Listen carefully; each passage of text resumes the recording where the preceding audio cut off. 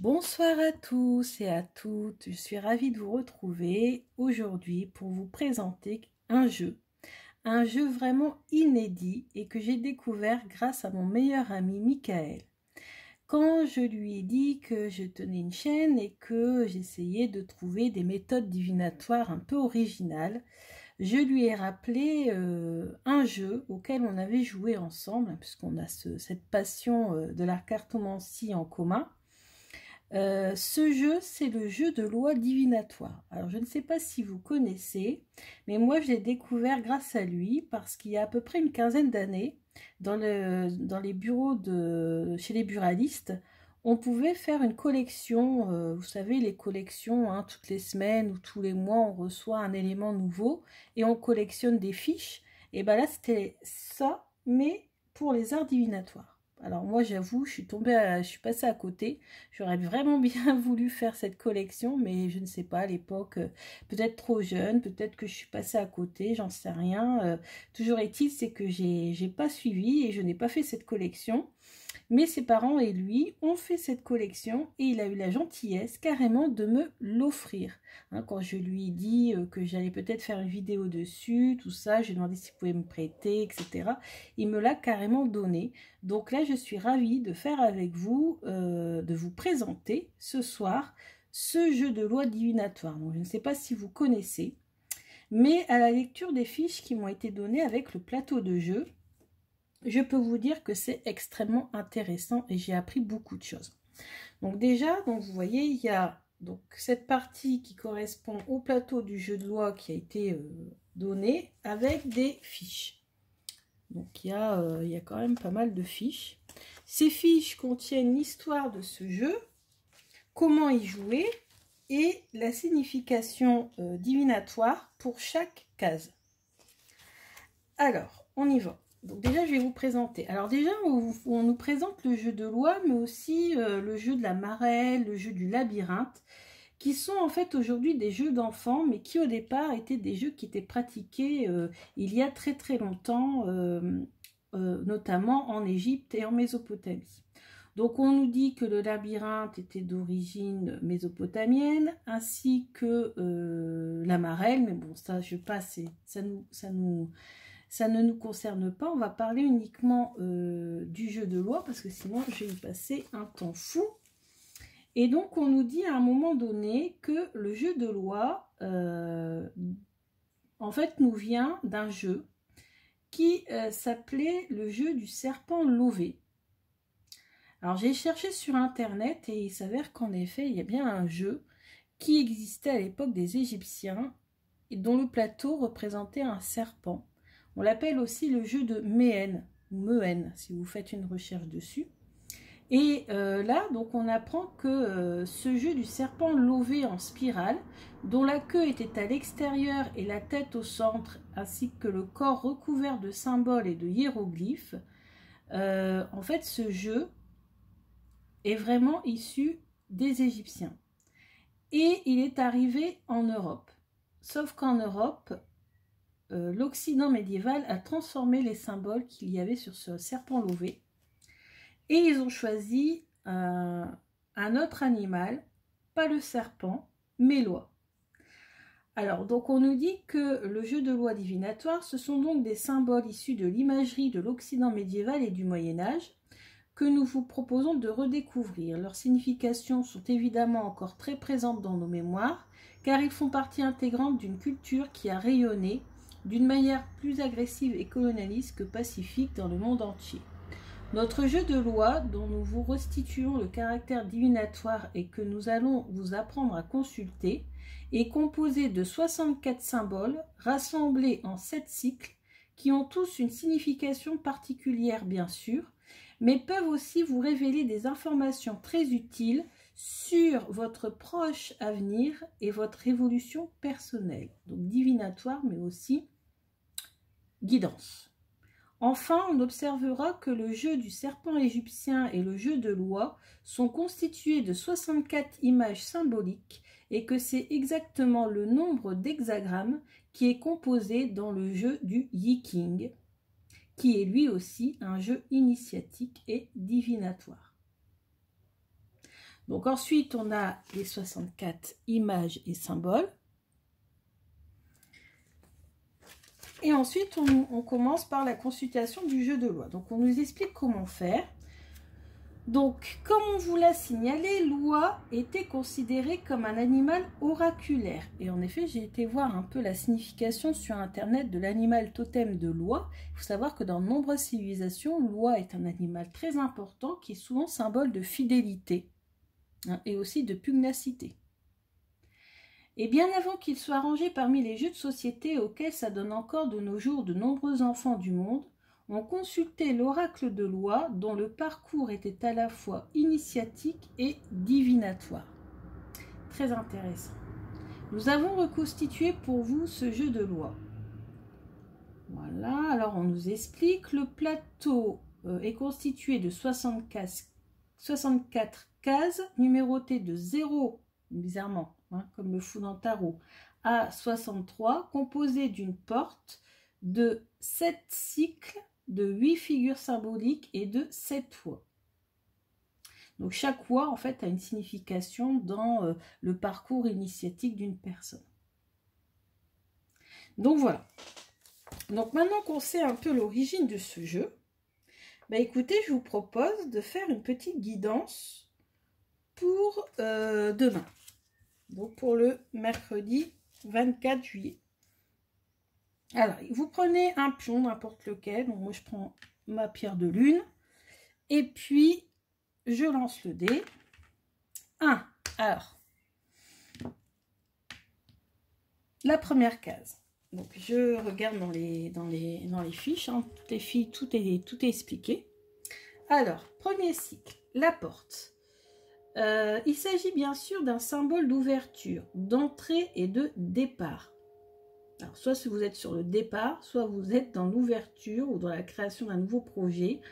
Voilà, quelque chose dans le genre. C'est un passage obligatoire, donc en même temps, vous n'avez pas le choix. Si c'est une ouverture ou un départ, c'est obligatoire. Donc, si le dé se positionne sur le 0, sur la case de la porte, elle indique une hésitation de votre part, une difficulté à franchir un cap ou à prendre une décision, voire peut-être une crainte vis-à-vis de votre avenir. Alors peut-être que certains d'entre vous ont ce problème d'hésitation, de choix à faire, de cap à franchir, et ils ont du mal à s'y mettre. Ensuite, on va retirer 3. 1, 2, 3. L'arbre. Case numéro 3. L'arbre. L'arbre est le symbole de la vie, de l'axe du monde, de l'être humain dont la tête est plongée dans la terre et les pieds tournés vers le ciel, puisant dans ses pensées et ses idées la sève dont il a besoin pour grandir et donner ses fruits. C'est très bien ça pour le Lenormand notamment. Les guidances avec le Lenormand, c'est intéressant cette image. L'arbre figure, car l'arbre figure l'être humain à l'envers. Nous disons l'être humain car l'arbre symbolise indifféremment l'homme ou la femme. C'est un symbole asexué. Il représente surtout l'existence humaine dans sa croissance perpétuelle, dont les fruits qu'il donne sont alors considérés comme les actes et les preuves qu'il produit. Sa signification divinatoire. Ainsi, lorsque votre pion se fixe sur cette case lors de votre parcours, c'est que vous devez réfléchir aux actes et aux œuvres que vous avez accomplies. L'arbre du jeu de loi vous conseille d'envisager de faire un petit bilan dans votre vie, de sorte que vous puissiez être plus conscient de ce que vous avez déjà fait jusqu'à présent. Donc c'est le moment de faire un point sur votre existence. Il faut tenir compte de vos expériences passées, vous appuyer sur vos racines. Si on fait référence au Lenormand aussi, vous pouvez vous appuyer sur votre famille pour franchir le fameux cap qu'on a eu avec la case numéro 0.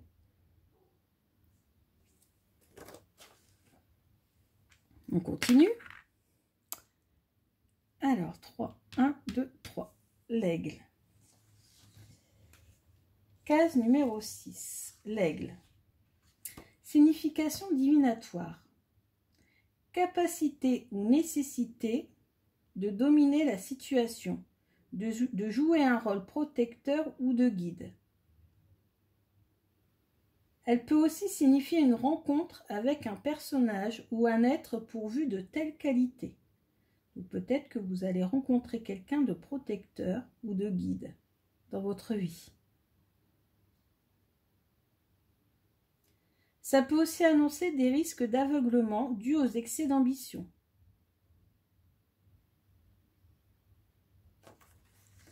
Voilà pour l'aigle.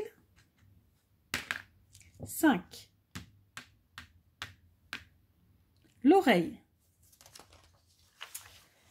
Côté divinatoire.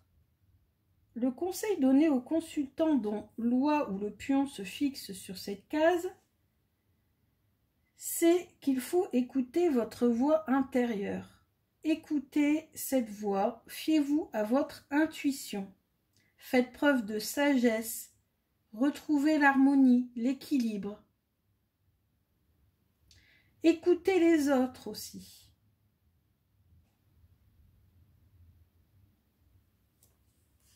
Donc voilà, savoir écouter son intuition, savoir écouter les autres, savoir s'écouter soi-même aussi, faire preuve de sagesse. 1. La balance. 12. La balance. Alors, si lors de votre parcours vous êtes amené à vous fixer sur cette case, c'est qu'il vous incombe de rendre la justice, de trouver la juste mesure, d'établir ou de préserver, selon le cas, un équilibre ou une harmonie. Ah, on a encore le souci de l'équilibre et de l'harmonie. Hein, il y a vraiment ce travail à faire en ce moment, notamment demain, essayez de rétablir votre équilibre et votre harmonie, d'écouter votre voix intérieure aussi. Voilà. Rien de plus sur cette case. 2. 1, 2. La toile, 14. Alors, la toile d'araignée. Signification. Si vous n'avez pas réussi à maintenir un certain équilibre ou à trouver une certaine harmonie, ou si vous n'avez pas su trancher quand il en était temps, vous risquez de tomber dans un piège, construit parfois par vous-même sans vous en rendre compte. Cette case révèle également qu'une menace pèse sur vous.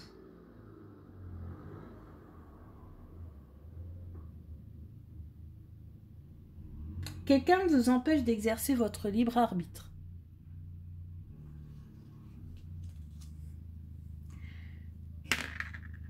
Trois.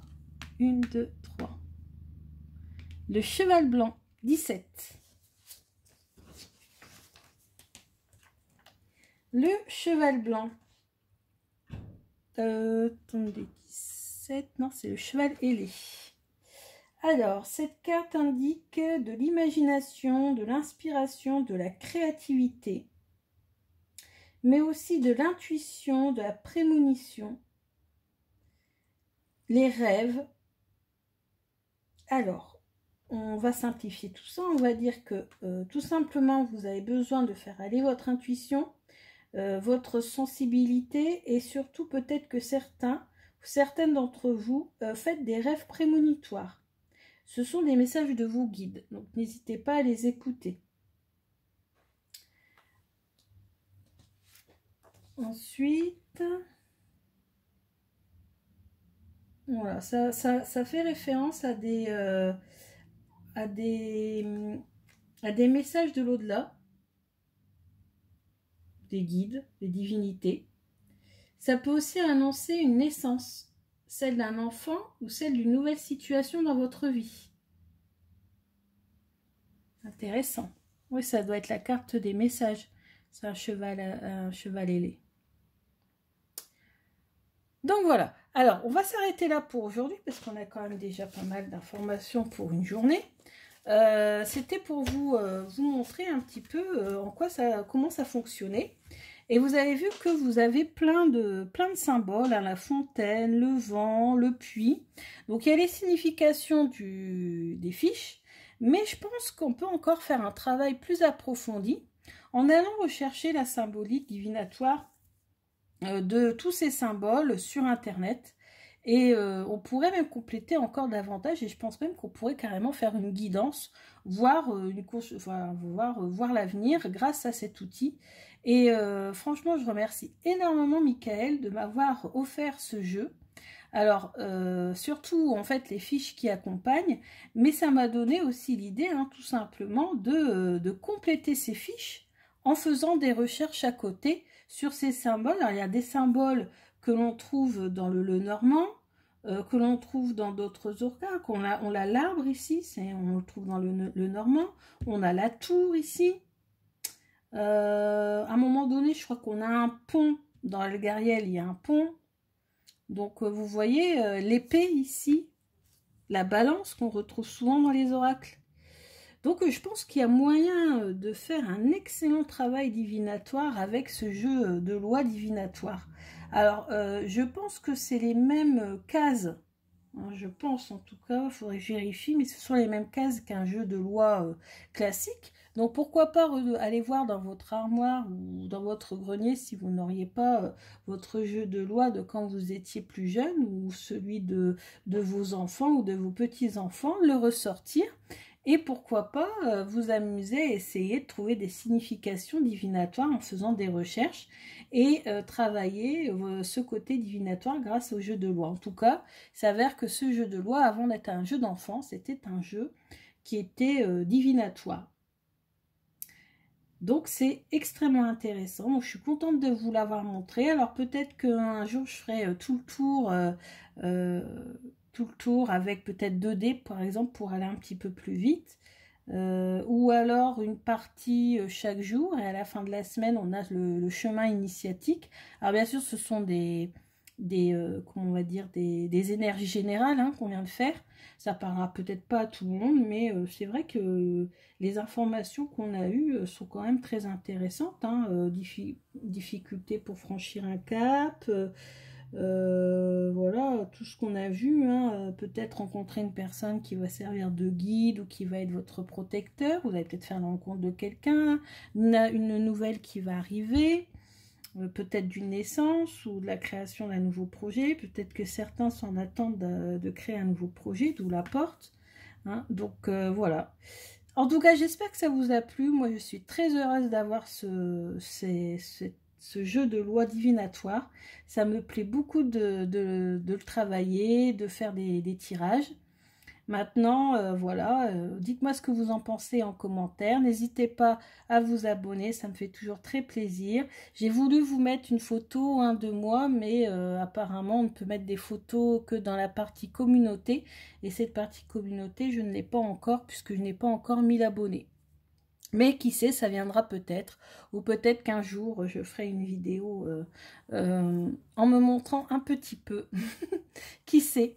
En tout cas, je vous remercie beaucoup de m'avoir écouté. C'est toujours un réel plaisir de vous présenter mes jeux, de vous faire des tirages. Voilà, d'échanger avec vous sur ce que vous pensez de tous ces jeux, de tous ces tirages, etc. J'essaie d'innover, j'essaie de montrer des arts divinatoires différents parce que moi, ça me passionne. Donc voilà, donc je partage ma passion avec vous et ça me fait très plaisir. Je vous remercie beaucoup de m'avoir écouté. Je vous souhaite une bonne nuit.